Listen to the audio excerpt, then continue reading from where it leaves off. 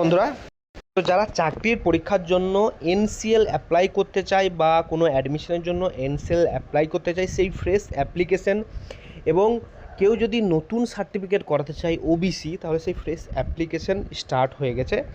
সেটা অনলাইন পোর্টালেও শুরু হয়েছে। সো অনলাইন পোর্টালে ফর্মটা ফিল আপ করে কী কী ডকুমেন্ট লাগবে সেই জিনিসগুলো আমরা দেখে নেবো। অনলাইন পোর্টালেও দেখে নিচ্ছি যে অপশানটা দিয়েছি কিনা।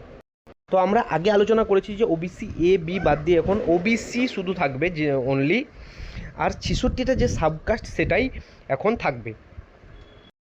ওই যে 66টা সাবকাস্টের মধ্যে যারা আছে তারা এনসিএলের জন্য অ্যাপ্লাই করবে অনলাইন পোর্টালে। সেটা অ্যাপ্লিকেশনটা প্রিন্ট আউট করে বাকি যে ডকুমেন্ট এখানে বলছি সেগুলো নিয়ে গিয়ে ডাইরেক্ট এসডিও অফিসে জমা দিতে হবে। কী কী ডকুমেন্ট লাগবে?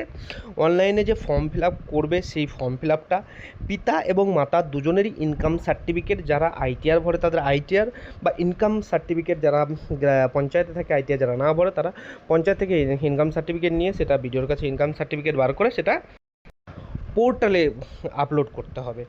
আর কি, ক্যান্ডিডেট এবং তার পিতা মাতার ভোটার কার্ড, আধার কার্ড, রেশন কার্ড এবং প্যান কার্ড জেরক্স কপি জমা দিতে হবে। তার সঙ্গে কি, সরকার কোন পরীক্ষার জন্য বা কোন অ্যাডমিশনের জন্য এটা অ্যাপ্লাই করতে চাইছো, এনসিএল নিতে চাইছো, সেটার একটা প্রুফ জমা লাগবে উইথ একটা লেটার দিয়ে।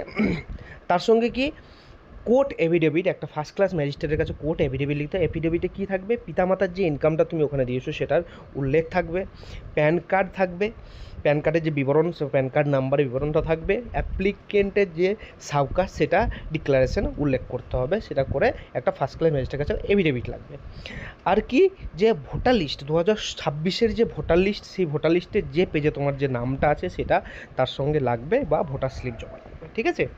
তো এটা যে কাস্ট সার্টিফিকেট অফ ওয়েস্ট বেঙ্গলের যে ওয়েবসাইট, অনলাইন ওয়েবসাইট, সেটা যদি আমরা ক্লিক করে দেখবো যে এখানে দেখো ওবিসি যে অপশান, সেখানে যদি দেখো apply for fresh OBC or state OBC NCL, এখানে ক্লিক করলেই যে পরপর যে ইনফরমেশানগুলো আছে সেগুলো যেমন ফিল আপ করে তোমাদের ফর্মটা সাবমিট করে ওই যে ডকুমেন্ট সেগুলো সব কিছু নিয়ে গিয়ে এসডি অফিসে জমা দিতে হবে। এই ফর্ম ফিল আপটা যদি না বুঝতে পারো, নেক্সট ভিডিওতে আমরা কীভাবে ফর্মটা ফিল আপ করতে হবে সেটা নিয়ে একটা ভিডিও যদি চাও কমেন্ট সেকশনে অবশ্যই জানাবে।